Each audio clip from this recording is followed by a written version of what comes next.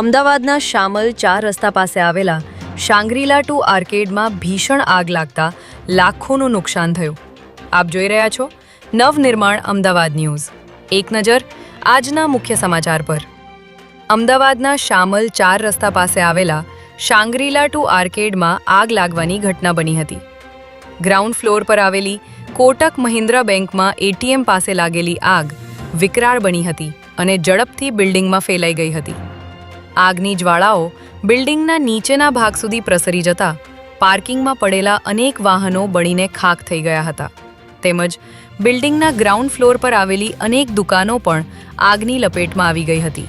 ત્યારે દુકાનોમાં રાખેલો માલ સામાન બળી જતા વેપારીઓને મોટું આર્થિક નુકસાન વેઠવાનો વારો આવ્યો છે.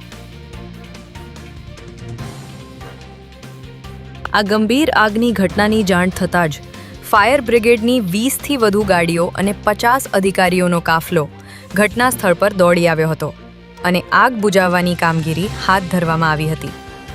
આ ઘટના સમયે બિલ્ડિંગમાં આવેલા જિમમાં અનેક લોકો કસરત કરી રહ્યા હતા.